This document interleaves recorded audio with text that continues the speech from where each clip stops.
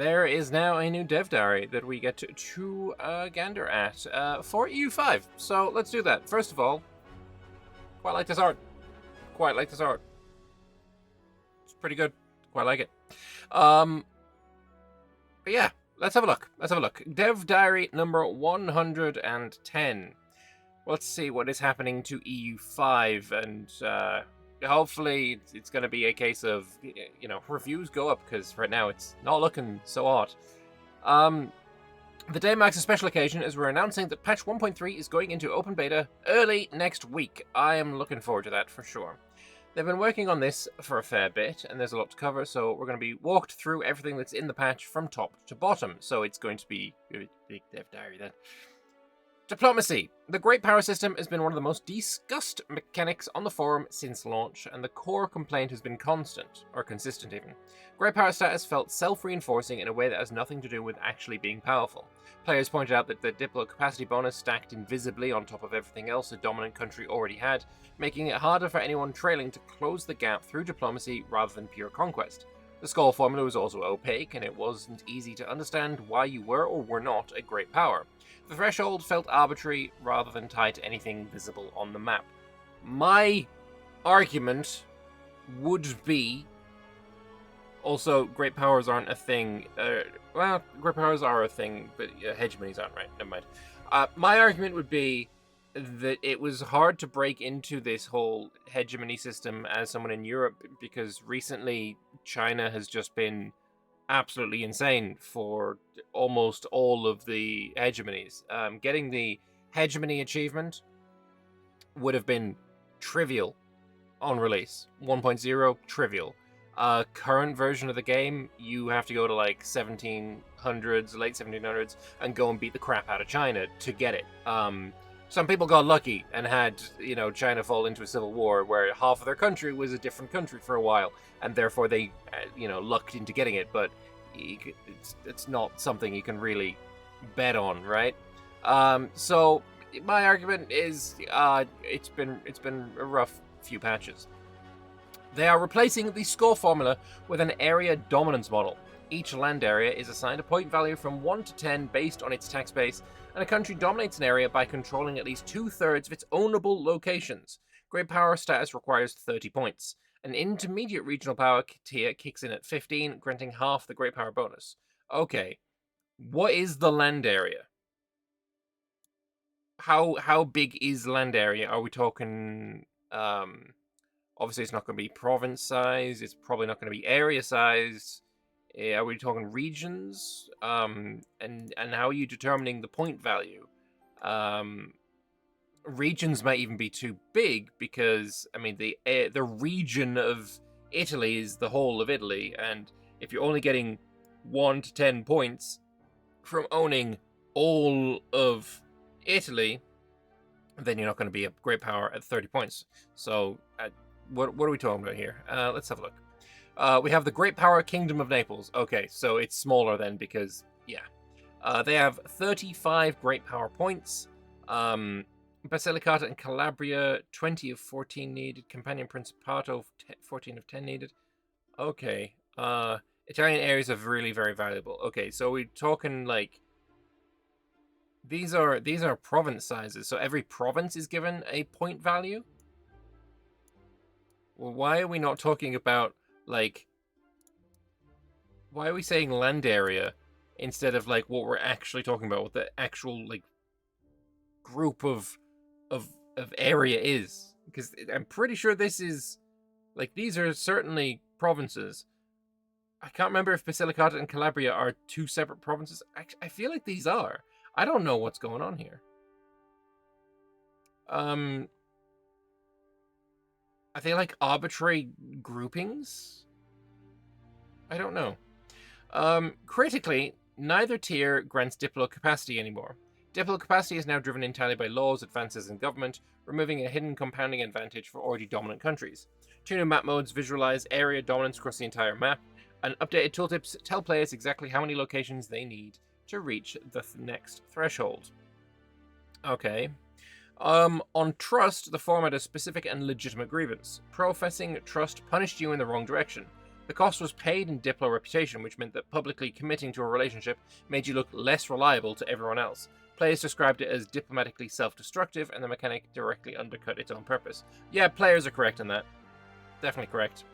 Professing trust, publicly declaring confidence in another ruler, now costs prestige rather than reducing your Diplo rep. The new cost reflects the real-world logic better. Committing yourself to a relationship is a matter of personal standing and political capital, not a hit to your general credibility on the world stage. A powerful emperor can afford to profess trust freely. A struggling minor nation must be more selective about where they spend their reputation. Yeah, okay, fair enough. Though prestige is one of those resources that are quite difficult to get when you're small. I mean, I guess that makes sense. But a lot of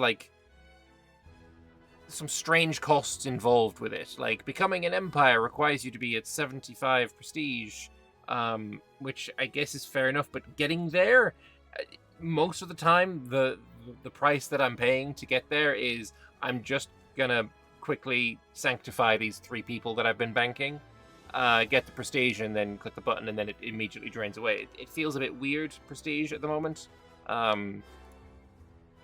Yeah. It's either too hard or too easy to keep, and there's very little in between. EU4, I felt, was more balanced when it came to prestige being handed out. Economic growth now carries diplomatic consequences, which players have actually asked for in various forms. The complaint was that a country could triple its economic base with zero effect on how its neighbors felt. Countries that experience strong economic growth now become more threatening in the eyes of their neighbors, reducing trust equilibrium with other nations. Both short-term growth over 5 years and long-term growth over 50 years are tracked separately, applying a penalty scaled by growth rate. A country that doubles its eco base in 5 years loses roughly 10 trust with every other country. I feel like at the start of the game, if you're playing, say, in Italy, which I've never done, so I wouldn't know, but say you're playing as let's not go with Milan, let's go with Florence. I think doubling your eco base in 5 years, if you haven't done that as Florence, you have made some critical errors and probably need to restart. Tax base should double when you are a tiny, tiny country. Tax base doubling is very important. Imagine you are playing Hesse in the Empire. The very first thing you do as Hesse is you have 2 separated land masses. Let me see if I can... No, I can't show it on the map, and I don't have the map open right now. You have 2 separated land masses as Hesse, which doesn't matter because you're in the Empire and proximity can cross across it. But the one location splitting your country in half is the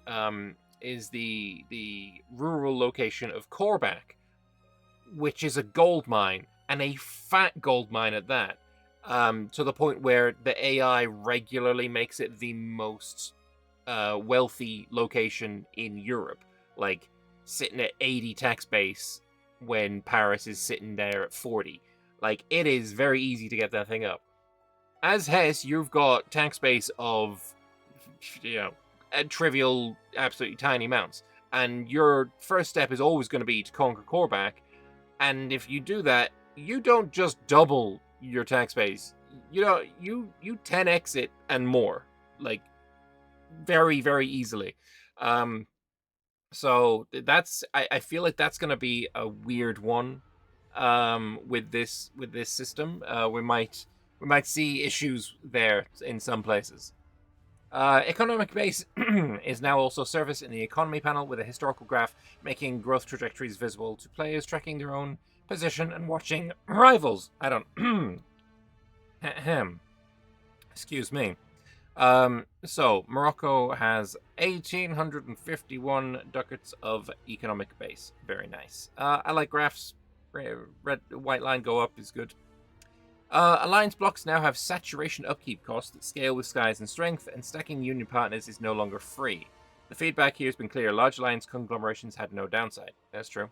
Annexation of much smaller subjects now scales the size bonus linearly with pop ratio rather than applying a step function cliff at the threshold. Annexation progress also pauses during civil wars and revolt wars. The previous situation, where an overlord could continue annexing a subject currently mid-civil war, was called by players fairly quickly and was simply not intended behavior, as it meant you could lose locations currently in a revolt or civil war, as the annexation could finish quicker. Alright. Finally, automated diplomacy gets fine-grained controls for the first time. Oh, very nice. Players have asked for the ability to set aside manual diplomat slots for some time. Now they can reserve a specific number of diplomat slots for manual use and toggle individual action types on or off independently.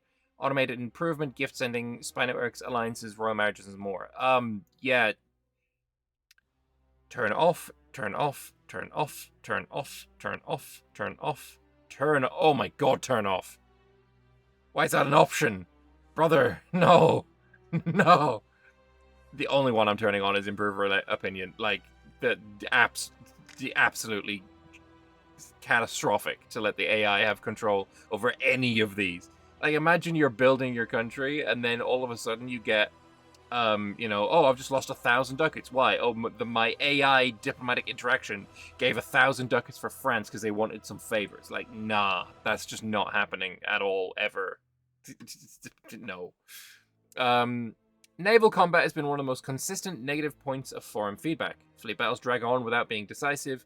Players have described them as attrition grinds rather than engagements with strategic weight. Yeah, and boats are too fast. Naval combat has been fundamentally rebalanced towards decisiveness. Ships now sink far more readily, turning fleet engagements into the decisive battles they should be. A stack-wide bug where overrun units couldn't shatter retreat has also been corrected. The Hunt Navy's objective now persists through peace as a standing order rather than needing to be reissued every 2 cycle. Which addresses repeated complaints about exactly that friction. I would say as well that another bug that I really found quite irritating is if you have a fleet that is set to go home at war, you go to war, they go home. You end your war, they stay home. That's another. If you're watching this, Yuan or any of the other devs, can that one also be fixed? I have reported it, but I have not seen any acknowledgement. Anyway, geography and naval composition has been another point of frustration, specifically that galleys had terrain bonuses, but heavy ships paid no penalty for sailing into the same waters. The asymmetry was almost entirely one-sided in a way that made naval composition feel irrelevant in closed seas.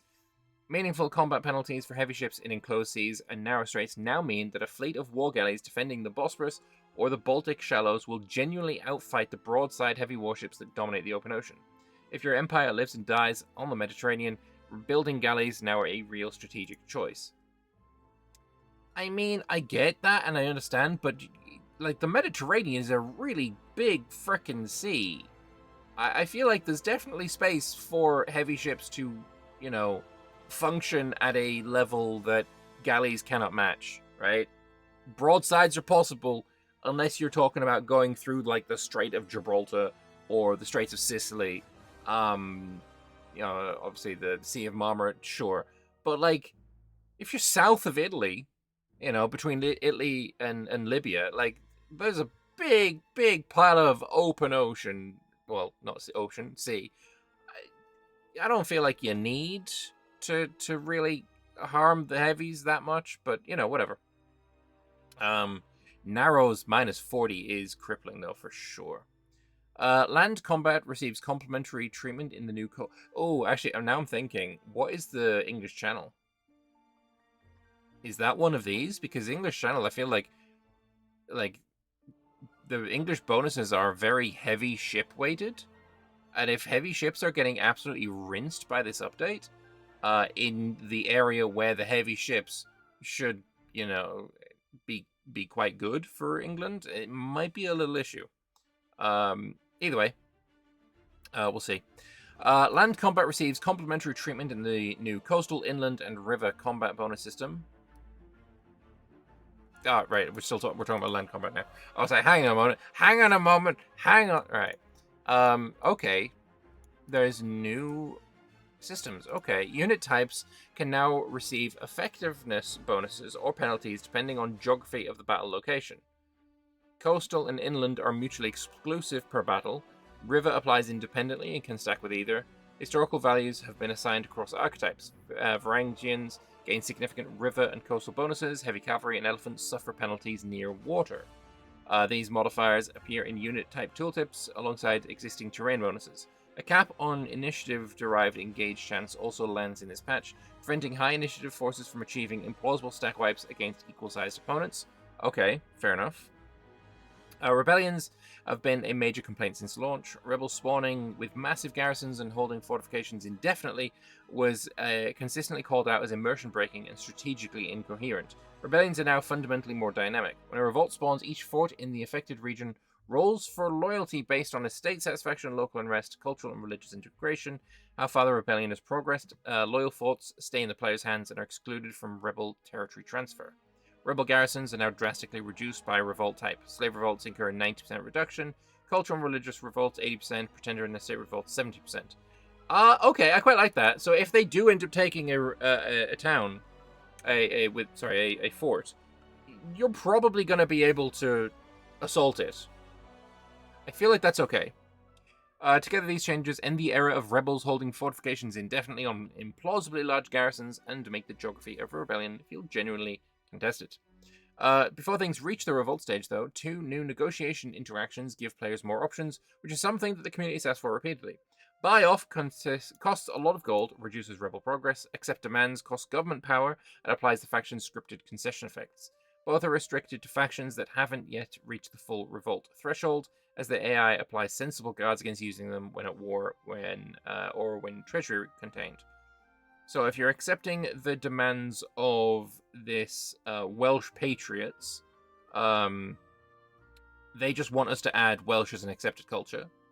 Okay. I feel like that's okay. But I feel like there's probably better ways to do it than losing 25 legitimacy. That's a big... Can I just do it and pretend that it was my idea, not the Welsh Patriots' idea? Like, it's I'll accept them, but it's my idea, okay? Why does France have Newport? What? Why is... I don't see why this is relevant. Oh, Kingdom of France has Welsh Patriots. Okay, now I understand. Anyway. 2 new, major new military features arrive for active wars. Unit lending lets players send a portion of their armies to fight under an ally's war command, addressing long-standing asks for more nuanced coalition warfare tools. The lent units serve until the shared war ends and cannot be bribed away, giving a precise tool for tipping coalition wars without committing full forces. Okay, this is condottieri. This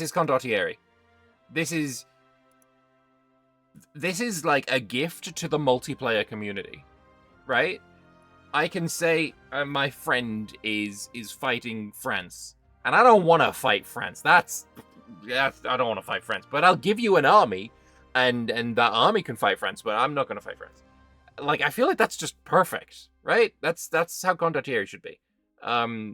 This feels like a gift to the multiplayer community, and you know what? As a member of that community, cool. As long as I get to keep control, right? I want to keep control of my units. I'll fight, but now I won't join the war. Yeah, that works.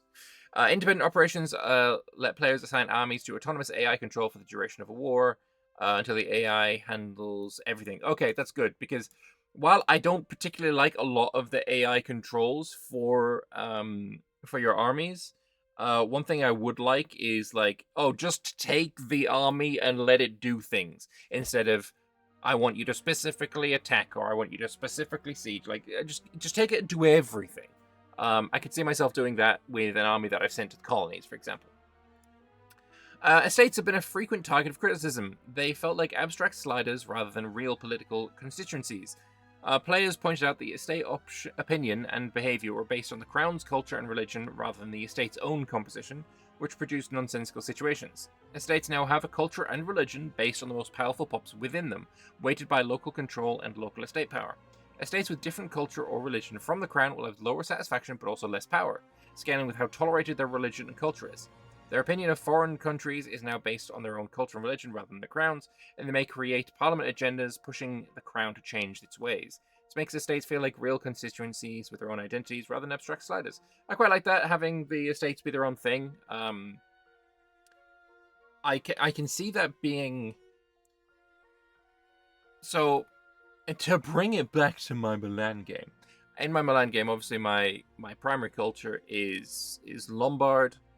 And if I, say, flip my primary culture to Neapolitan, most of my nobles are still going to be Lombard. So that's going to be a point of, like, friction inside my estates.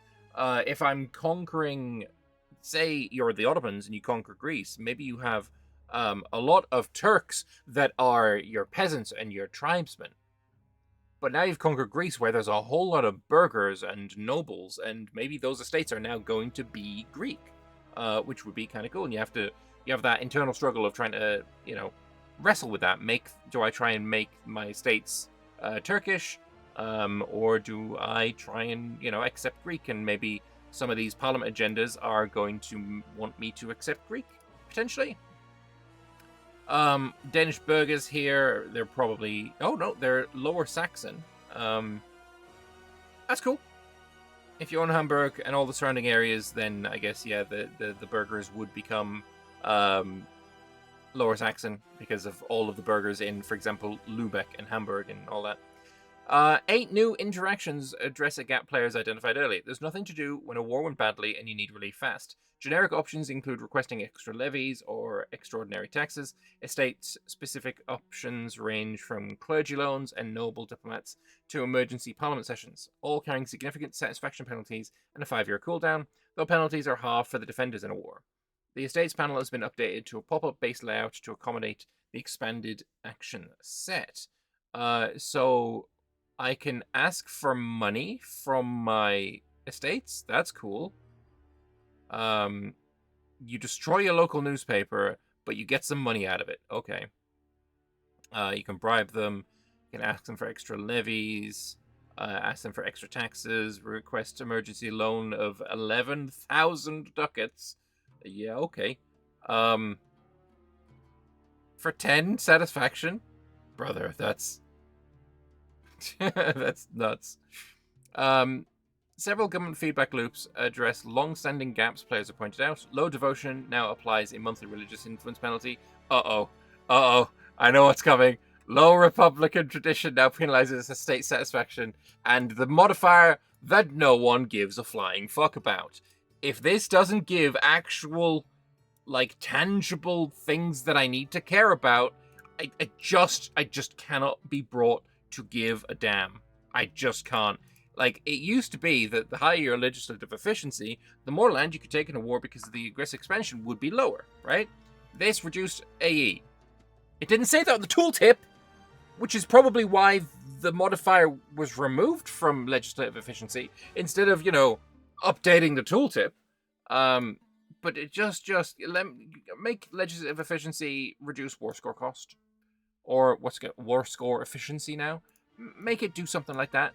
But right now, the speed at which I implement a law is irrelevant. As long as it goes up in a reasonably meaningful amount of time, then I just don't care. I just don't. It's not a valid modifier at all. But yeah, lower estate satisfaction kind of sucks. To be fair, I would now have high Republican tradition for this alone. Abdication has been rebalanced. Yes, because no one has ever managed to do it. Prestige cost has been halved, legitimacy cost doubled, because players correctly noted that the old design made it a prestige problem when it should obviously be a legitimacy one. Each cardinal now contributes plus 1% clergy estate satisfaction. That's pretty good. Small bonuses stacks meaningfully for Catholic countries managing a full cardinalate. I've never seen that word before in my life. But that's cool. I like that. Research speed is now more sensitive to control. We have actually noticed this in 1.2.4. High control increases your research speed already. That's not... This isn't just coming with the upcoming 1.3. That's already in the game. The complaint that hollow core empires could research at full speed despite low control over vast territories has been consistent. Average control now has a larger impact on research speed, meaning hollow core empires with low control territory can no longer research at full speed. Control is now a real research lever, not just a revenue modifier. China is going to suffer from this quite badly, I think. They have had... A lot of their issues is control, for sure. There are now 20 more government reforms, deepen the societal value system. I like that. Ensuring any given societal value has at least 2 distinct reform options when pursued deeply. This is a first step with more reforms planned in subsequent patches. And they also made it a toggleable full-screen selection for government reforms when you can filter on societal value unlock. I like that a lot. Alright, A lot of these are there already. Let me see. Can I see anything new? That's fine.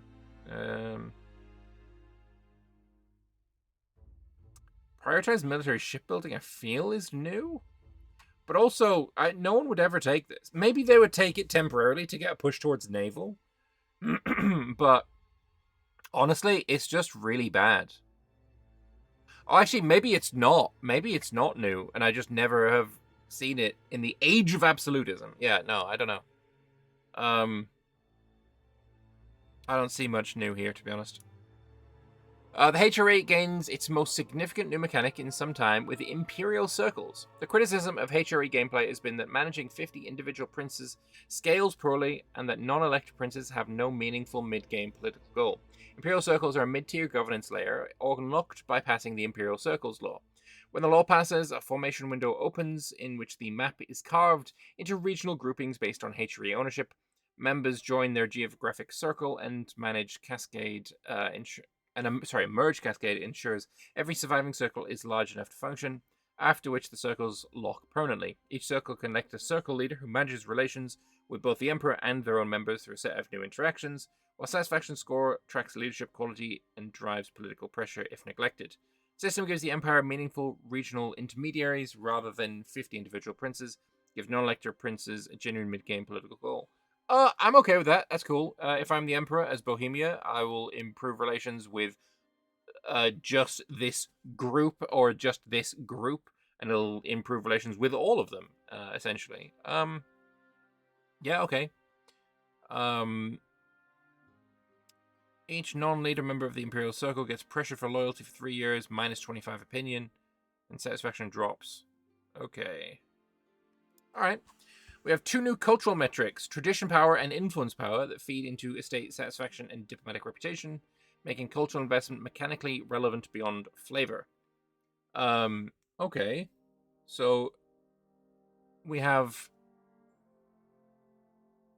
currently cultural influence and cultural tradition, and that's like the culture war system where you compare your cultural influence to the defender's cultural tradition to see whether you're going to be annexing them faster or building a spy network faster and all that kind of stuff.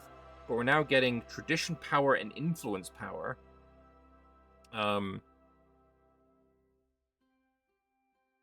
Which I don't see anything on here. Oh, there. Cultural tradition power also gives... So the higher your cultural tradition, you're going to get extra bonuses or something, it feels like. Okay.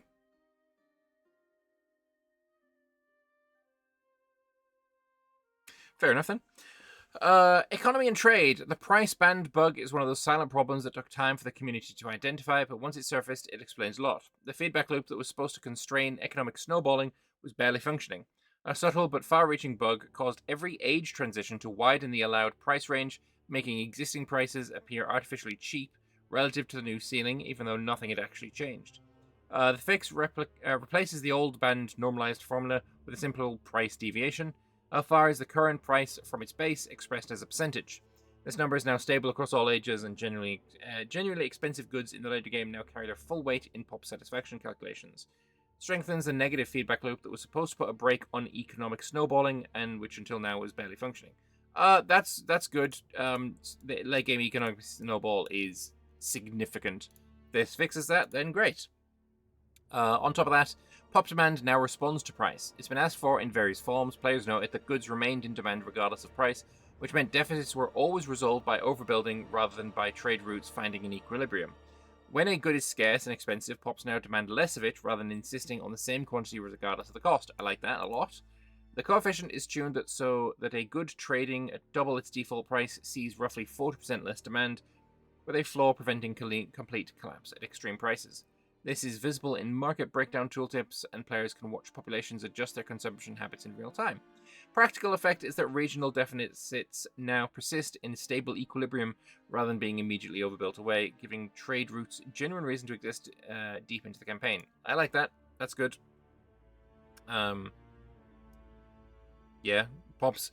I mean, yeah, if the price of food goes way up, The pops should stop demanding the food. No, I can see that for individual goods though.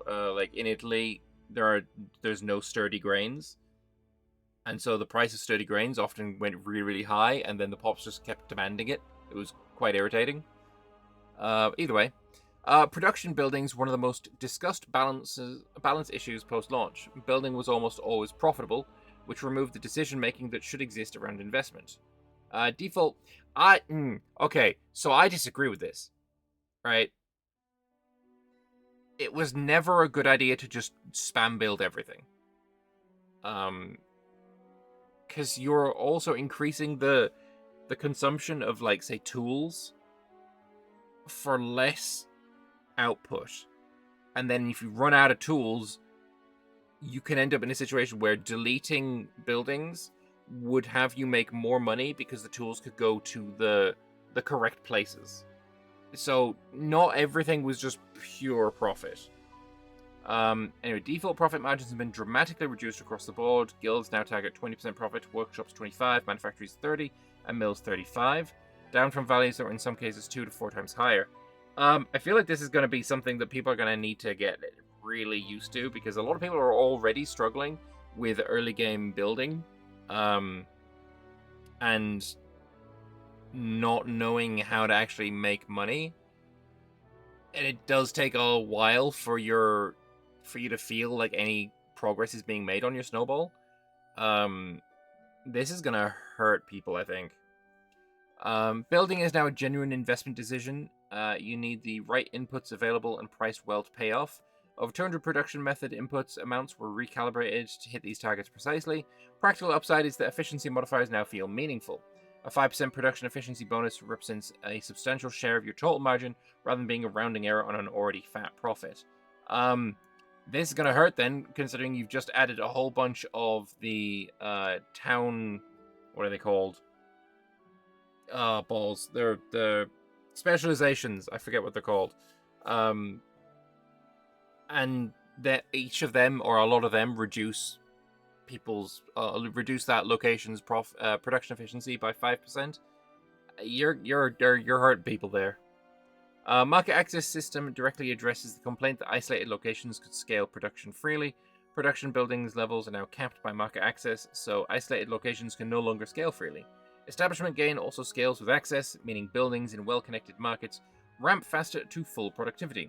Foreign buildings are excluded from effective building level calculations, closing a loophole where cross-border stacking inflated numbers the player didn't actually control. Alright.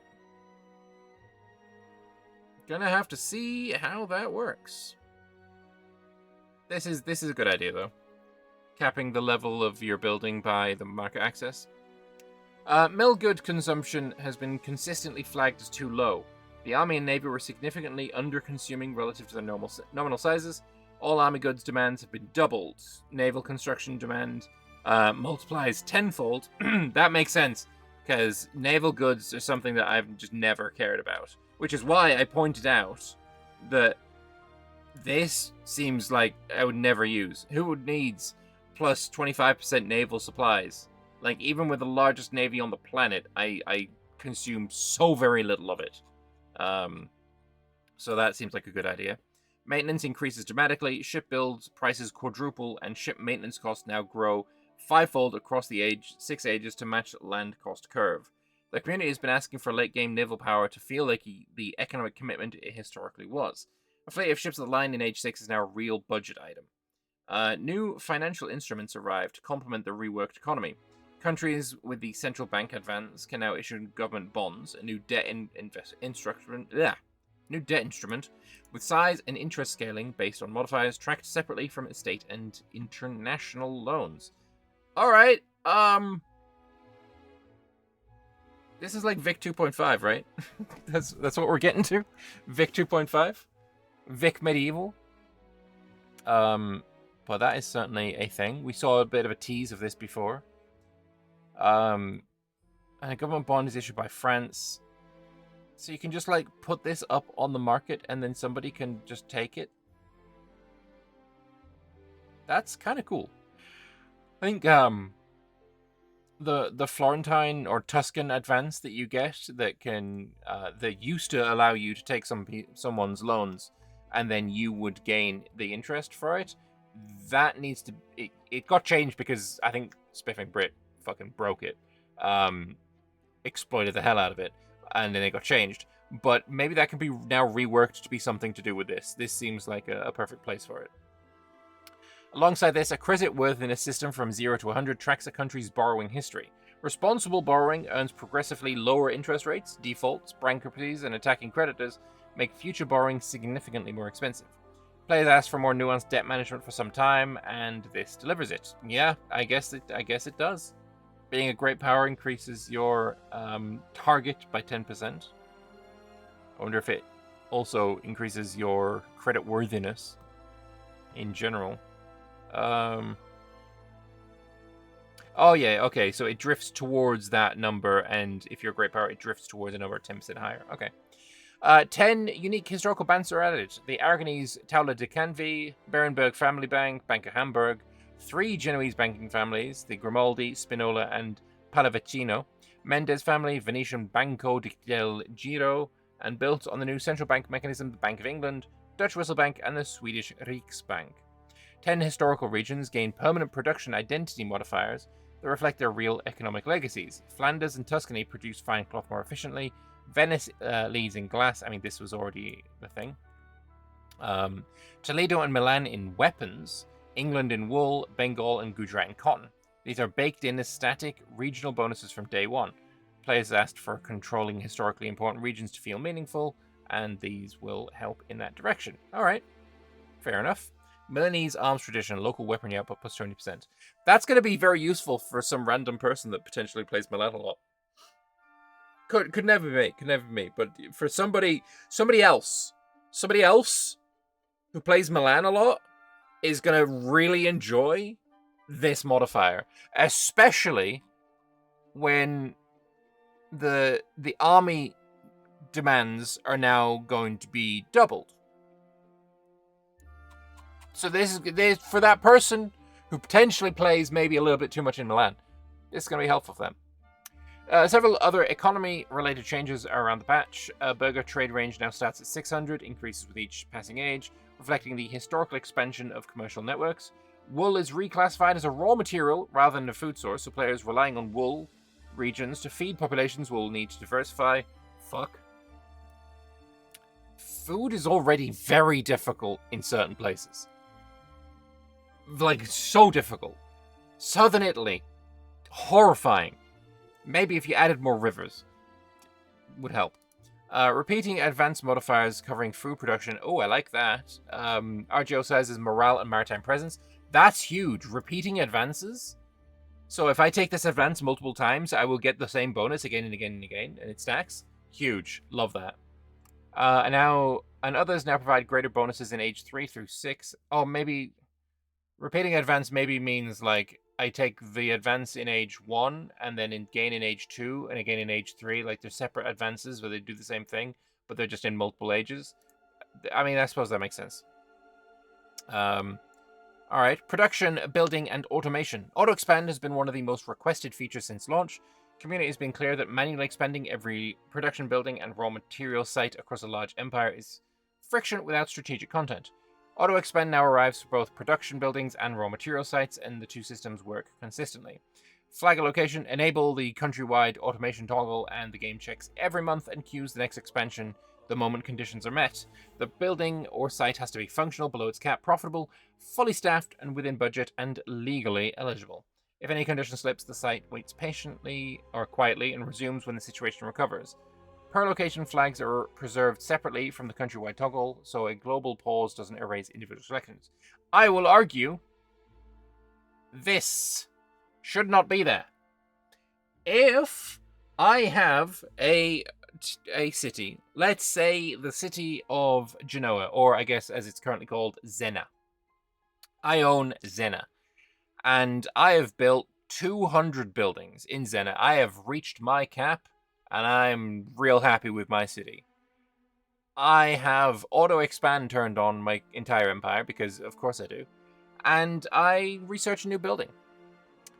You're telling me that Zena, the crown jewel of my maritime empire, is incapable of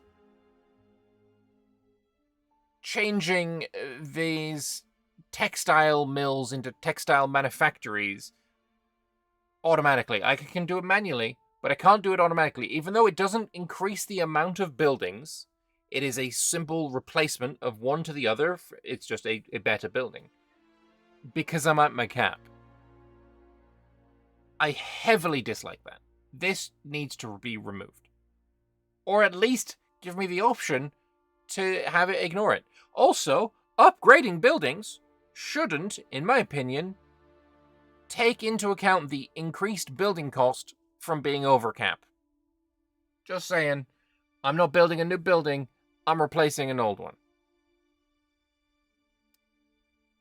You know, that's my opinion. Anyway, so I love auto expand. I'm gonna turn it on. Frickin' wait, what does a market village expand into? I didn't know this had an expansion. That's new. I don't think that had one before. Because it didn't expand into a marketplace. A marketplace, meanwhile, does have an expansion, a merchant's quarters, and that doesn't have the button? Excuse me, what the fuck? Also, the ability to subsidize various buildings, like Weaponsmith, I don't think that used to be there.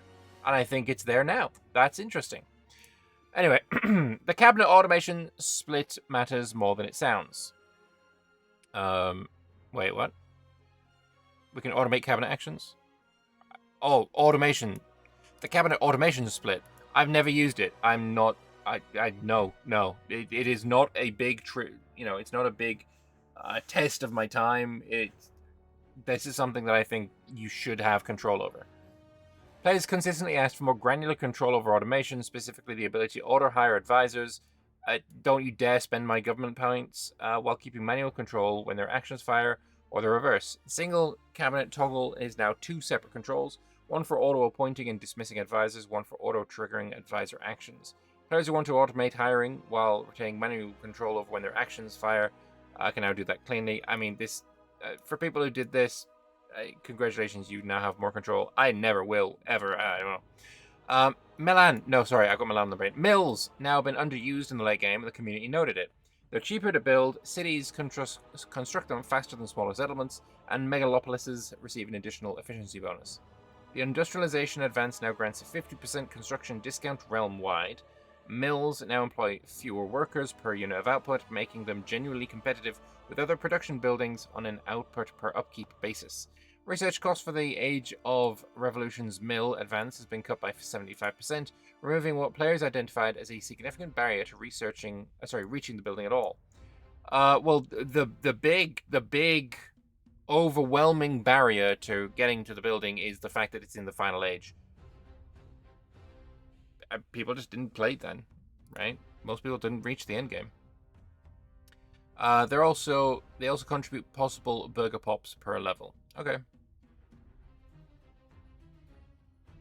I feel like these have got new pictures behind them. Like, I don't remember the Age of Revolutions being red before. I feel like they've all gotten pictures behind them, which, I mean, cool. All right. 5 new town rights. I like new town rights. Expand what players can do with their settlements, which has been a repeated ask. The existing toolbox felt thin outside of specific regional sets. Very true. Market charter boosts the local marketplace. I love that. And burger trade capacity. Free town charter raises migration attraction and merchant capacity with a strong crown to burgers power shift.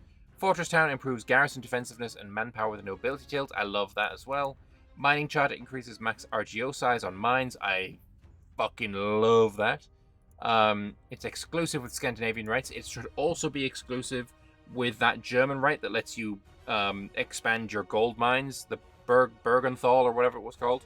No, wait, that's the actor. Something like that. It should also be exclusive with that one. Studium privileges provide literacy, pop promotion, institution growth, available only in cities and megalopolises. Together with Stapleport, Granary Town, and Scandinavian set already in the game, the town rights are starting to function as a proper development toolbox. Okay, I like it. Ooh, Freetown Charter. Like, initially I was like, I don't like that, but migration attraction and trade capacity, but then I turn this off after I'm done. Could be a vibe. Granary Town lowering migration speed is painful, but, you know, okay. Market charter, marketplace building levels, I mean, it's okay. It's okay. Rural glassmakers are extracted as a standalone building rather than bundled with town glass production, letting rural economies develop glass without a town tile. Good, because glass is required to upgrade to a town. Glass and cloth guilds are removed from basic European town starting setups, meaning default towns are now leaner, and players in the area have to build them up deliberately. Trade offices can now be built in non-ports, removing what was always an arbitrary restriction. Oh, okay. That's going to be... There needs to be something that makes me not want to, like, just, I've improved relations with France, and now I've built a trade office, like, 4 or 5 levels of it in, like, all of your towns. I feel like that needs to be a thing. The cost to efficiency conversion addresses runaway stacking. Players identified that linear cost reduction allowed obsessive stacking of a single modifier to produce extreme results. Roughly 30 modifiers that previously reduced costs linearly are converted to efficiency modifiers with diminishing returns and a 50% cost floor. Stacking bonuses now reward broad investment. A player who's invested widely across multiple modifier sources will feel the full benefit, but obsessive stacking of a single modifier will hit the floor. Alright, cool. Reformation. It's terrible right now, but yay, it's getting updated. The Reformation spread system had a well-documented issue. Its spread patterns felt mechanically arbitrary rather than historically grounded. Spread system has been moved from a manually monthly script loop to the engine's proper epidemic spread pipeline, bringing it in line with how diseases and other... Bro has legitimately just called Protestants a disease. He just called Protestants a disease. I thought Johan was Swedish, not Irish. No. No, using that, the way that epidemics spread on the map, and using that for how the religion spread is a good idea. Better than that fucking building system. Like, oh, my town is now building a Lutheran preacher. Always felt really naff. So I'm really glad that that's changing. Okay, so 2 new movement definitions. Lutheranism movement and Calvinism movement handle spread automatically with per-pop type multipliers. Burghers spread Lutheranism most readily. Slaves are immune to both. Historical reformers now act as named spreaders that boost growth in their home cities, replacing the old logic of constructing preacher buildings as the primary spread mechanism. Player buildable preacher buildings are retained as opt-in growth boosters at a cost of 25 religious influence each. The result should be a reformation that feels historically plausible in its geography and pacing rather than mechanically arbitrary. Good, alright. Content and flavor. Yay, we have more. Italy. Who would ever play... I'm going to stop making that joke. That's a lie, I'm definitely not. Italy was one of the most discussed regions in terms of underrepresentation relative to its historical and gameplay importance. 2 Italian situations, the Guelphs and Ghibellines and the Italian Wars, received dedicated overhauls, adding new actions and options, rebalancing existing content, and improving UI clarity and visual representation. Well, I'm glad that this is changing, but who the fuck has ever, if you're playing in Italy, who has ever reached this point, right? You've already unified Italy long before the Italian Wars would even spot up. So, like, it is irrelevant. So hopefully that's changed. I don't know. Over 100 new events cover Italian Renaissance culture and dynamic historical content for minor Italian nations, including Verona, Monferrato, Siena, Pisa, Lucca, alongside a rework of the starting development and events of the Scaligeri War. Every Italian location and character name is now dialect-specific, rendering across all Italian dialects. Fucking hell, that's a lot.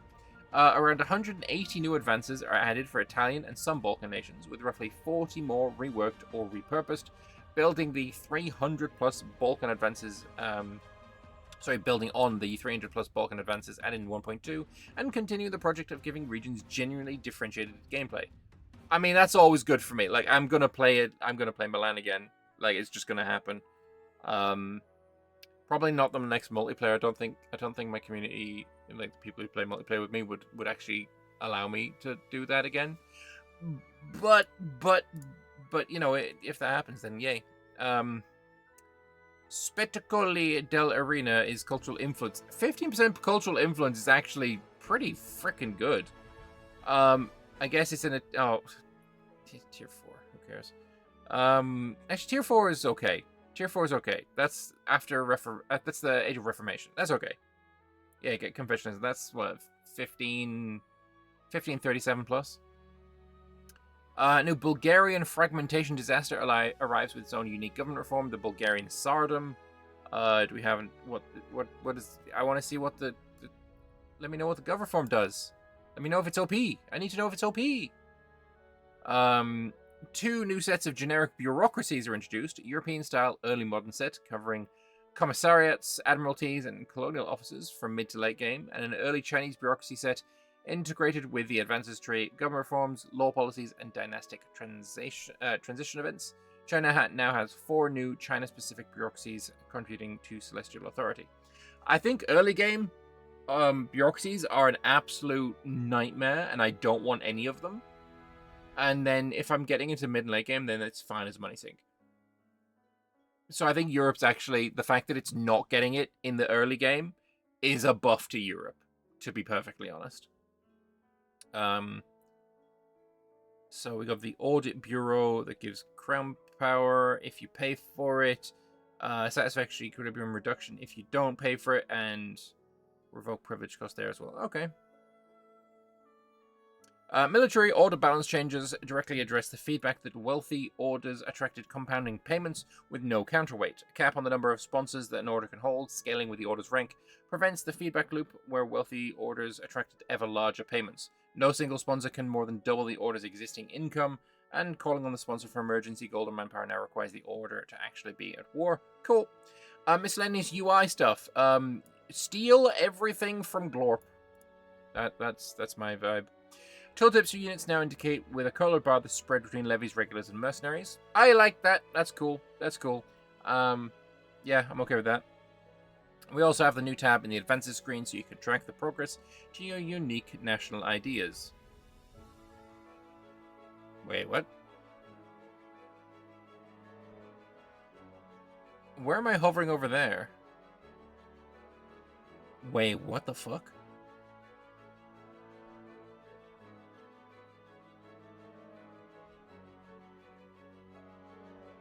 So is this just saying, okay, we have a new tab here. You used to have only advances and ages, and now we have a new tab that is like the ages tab, but it's just showing your unique shit?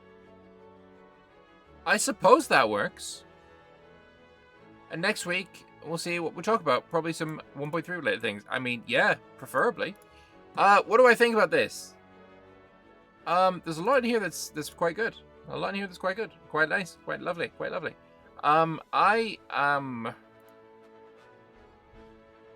obviously going to play in Italy again. Go back to the top. The thing that I'm interested in, of course, is the new reforms. I quite like those.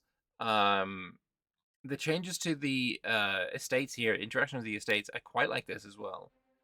I'm not sure what age or what year they're in, but I hope this isn't like... This feels unbalanced as fuck. Like, oh, I can either lose 33 satisfaction and gain 600 ducats, and I lose a local newspaper. Or I could lose 10 and get... I mean, I suppose it's a loan. I suppose it is a loan. So that's this is just free money, and this is a loan. But I mean, Christ, that's a lot of money. That's a lot of money. I think there's a lot here that I quite like, and I am hopeful that it kind of arrests the current like decline of the game that we've been seeing recently.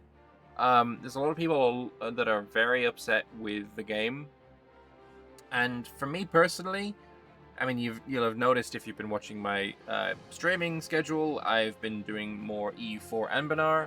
If you watch other creators, a lot of them are doing a lot more EU4. And for me personally, I can't talk for anyone else, but for me personally, it's an issue of performance. We have been told that 1.3 is going to come with a lot of performance improvements, and that's what I need. I need those performance improvements for me to, like, fully enjoy the game again. Also, I just don't enjoy bureaucracies. The Roman thing. I don't know. It's not currently my vibe, which is why I haven't continued that game yet. But I don't know. Maybe 1.3 will bring me back into that campaign, and we'll see where we go from there. But it's been a 55-minute long video. If you did watch all of this, awesome. Good on you. Good for me. Good on you. Thank you very much. And I hope you enjoy the next video that I make, whenever that will be. Now I'm going to go find a cough suite, because my throat hurts. Anyway, there's the art again, and I will see you in the next one. Bye-bye.